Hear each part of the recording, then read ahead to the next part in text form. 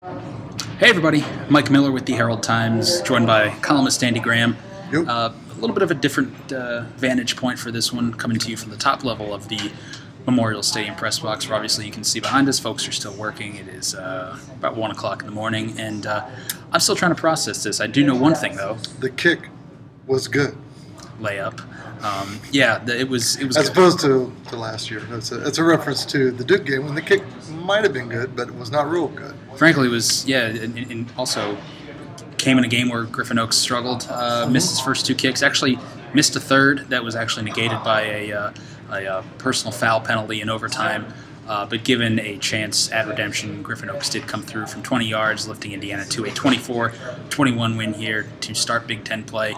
Indiana's first win over a ranked opponent since that big victory at Missouri 2 years ago.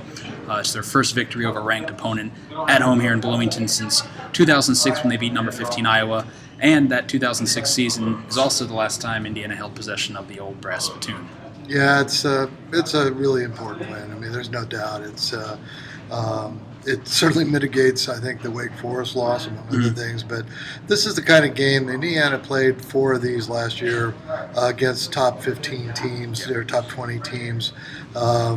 And came really close to winning all 4 and didn't win any of them, including a double overtime loss to Michigan here in Memorial Stadium, where the defense had a chance in that game to get a 4th down stop and 4th and 6 at the end of regulation, wasn't able to. Then Michigan won in double overtime. Today, the defense couldn't get a stop on 4th down at the end of regulation, but its performance in the overtime was truly special. I mean, it absolutely snuffed Michigan State's only overtime possession with consecutive sacks. Patrick Doherty, who had a really crucial blocked field goal on the first Michigan State possession of the game, that turned out to be huge, came in for a sack, and then Nate Hoff came in for a 3rd down sack.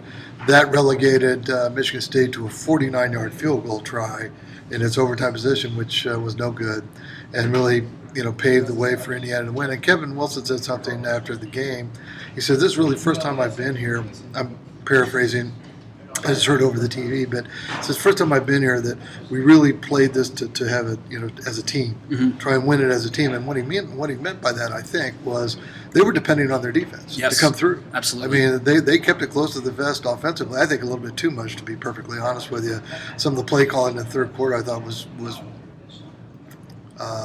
say it. was strange. And largely unsuccessful. I mean, they even after Mitchell Page's punt return took them down to 31. They had failed on 4th down. Tried Tyler Natee pass out of the Wildcat that did not work. His first ever career passing attempt on a big 4th down gamble didn't work. The defense held partially because of a dropped pass, and Mitchell Page set them up at the 31 with a great punt return. And then it was once again 3 straight runs into the line, like they were playing for a field goal. They're down 7-0, and Griffin Oaks missed from 40, and they're still without a point.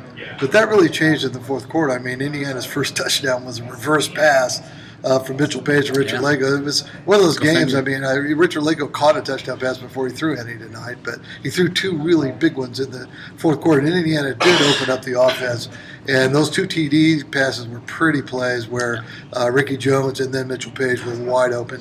And once Indiana's offense got rolling, it really won the game, and then the Indiana defense won the game, and even the Indiana kicking game was, in terms of field goal, struggled on night, won the game. It was a team win, and that has to feel pretty good for Kevin Wilson. Wilson actually said, those 2 sacks, those were the plays of the game. That's really what it came down to, and Indiana actually delivered. It's encouraging, too. This comes after a week in which that was a real point of emphasis for them in practice. They really struggled to generate a pass rush against. You wrote about it today in your preview. Well, it's been absent all year long. Any consistency they've had, just developing that push with their front 4. So they've had to send linebackers or cornerbacks or whatever to get pressure most of the time. And those have worked fairly well, just using some of the angles that they've used, especially some of the corner blitzes we've seen with Ashawn Riggins and so forth. But I think it seemed very rewarding for those guys to actually be able to deliver with some pressure, when it counted. Because again, we go back to one of those games last year, that Michigan game. I mean, that's a game where a lot of hand wringing over that touchdown at the end of regulation, just the way they approached that final play on the goal line there, to actually deliver in that situation. This year. Yeah, it has to taste sweet. And Kevin Wilson's talked a lot about belief, not so much confidence. I mean, winning breeds confidence, confidence breeds winning, all of that stuff. But you actually have to step on the field and believe that you're going to win and play like you're going to win. Play, go make the play, be aggressive, and go make the play. And that's what those sacks represented. Those were defensive players. And look, Doherty's a program guy. He's a guy who's waited his turn. Yeah. He's been in the rotation a bit. He's playing more lately. And today Jake Robinson wasn't in, so Pat Doherty's got to play. And then he's making plays at the end of the game that are game-winning plays. I mean, literally. And last year there was some of that too. I mean, on that fourth down against Michigan, the end of regulation, that was created by a great play was it Oliver? No, it was Scales. Broke through on a sack for -5 that created a 4th and 6 against Michigan. But then again, that 4th down play got away from them, and so they weren't able to overcome that in overtime. But tonight, it was a little bit different. I mean, Indiana won the toss twice, at the start of the game and then in overtime. Chose to go on defense, and the defense absolutely answered the bell. The offense absolutely answered the bell when it absolutely had to in the fourth quarter. Indiana was down 14-0, and Indiana scored 3 touchdowns in the final quarter and 52 seconds to put itself in position where it was finally going to win a game. And I'll say this, I mean, the Indiana crowd, I want to credit them a little bit. They stuck around, and they were rewarded tonight.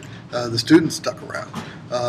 And it was a heck of a game, and hopefully everybody, it was really late, but everybody got to go home and from the home crowd happy tonight. And I think that whole thing is very positive for this program. Yeah, absolutely.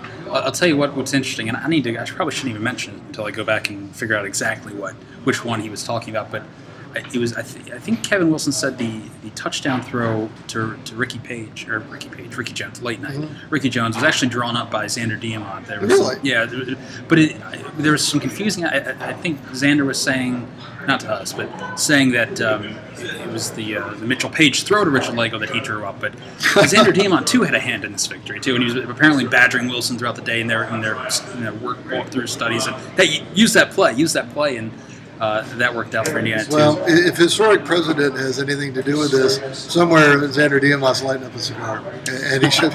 And look, I mean, how close was this game? Total offense: Michigan State 438, Indiana 437. It was a heck of a game. It was kind of, to be honest with you, kind of a snooze fest for the first half, and because both teams were pretty conservative offensively. Both teams were playing good defense. The only touchdown of the first half was the longest touchdown pass in stadium history, apparently. 86 yards to Shelton. Heck of a throw by O'Connor, but he got behind the defense. And so it was really a pretty easy touchdown.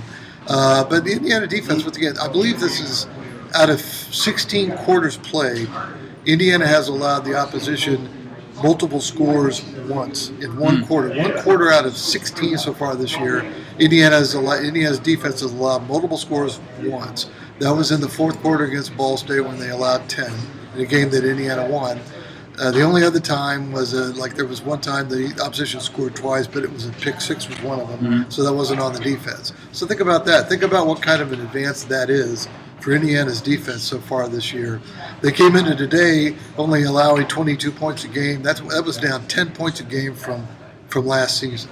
So that's progress. I mean, that's a fairly major advance. Now they're going to play a fantastically talented, high-scoring offense this coming week in a prodigiously talented Ohio State team on the road. Yeah. So, if Indiana is able to defend reasonably well in that game, that'll be a tremendously good sign as well. But it's pretty clear there's progress being made here, don't you think, Mike? Absolutely. I do remain concerned. I think most people would share this with the fact that the right side of this offensive line still will not be intact moving forward. It doesn't sound like next week is in the cards for Dimitri Camille, who Kevin Wilson confirmed on pregame radio that he recently had a surgery to repair an issue with his back. So Kevin said actually several weeks Dimitri's going to be on the shelf. Dan Feeney remains under concussion protocol, which is concerning now. We're 3 weeks after that Ball State game, and he has not yet seen the field since the second quarter of that game. And going into Ohio State, you certainly would love to have those guys be able to set the tone up front. But I don't think we saw Kevin Patrick tonight either. At least not that I saw. No, I didn't see him. In any case, Indiana is not really at full strength at this point, which is another thing that makes this win encouraging for Indiana. They didn't dwell on that. They tried to play. They tried to run the ball. They didn't run it all that great, but they ran it enough, I think, to keep the defense honest. And, not just Divine Redding. I mean, Tyler Nate is a big man. Big. And he looks like a weapon to me. I mean, that's going to be something that I think Indiana's going to make use of. I think Kevin Wilson was right about him all along. He's pretty nimble for a big man, I'll tell you. Kevin Wilson called Tyler Nate, he compared him to Ron Dane, which is it's totally overstating the case, maybe. Because you're talking about a Heisman Trophy winner, led his team to the Rose Bowl title, that kind of stuff. But it's clear he really likes this kid. He really likes the kid. He created a package just for him in his recruitment. I mean, he went down to Houston, Texas, and recruited Tyler Nate with a specific package in mind. And we're seeing it right now. Yep. And we're seeing it in key situations, for better or for worse. There's a lot of trust being placed in this kid, and he's kind of exciting to watch. He is. I'll tell you what, another Texan, I'm liking Richard Lego. I just am. I mean, he's not perfect. He has flaws like anybody else. But I'll tell you that at crunch time today, he really played well. Big pass completions, clutch pass completions. Made a pretty nice catch over the shoulder of Mitchell Page's very nice throw on the flea flicker throwback play for Indiana's first touchdown. Tremendous win for the program. Once again, they're going to have to follow it up, and it remains a very challenging October. They have to go play at Ohio State next week. Then you get Nebraska coming in here. Nebraska's been playing really well. Did they win today? I didn't see the final. They were ahead last time I looked. And then Northwestern had a heck of a win today at Iowa. They did. So that's the rest of Indiana's October. So it's going to be very challenging. But this team winning against a ranked team at home, not just doing that, but the way they want it, I think has to do wonders for this team. At least it should. And it's all about belief. You have to step on the field, believing you're going to win. You're the team that's going to walk off victorious. And I think I saw a little bit of that tonight. Mm-hmm. I think I did. This is unquestionably a high point in Kevin Wilson's 6 years as coach.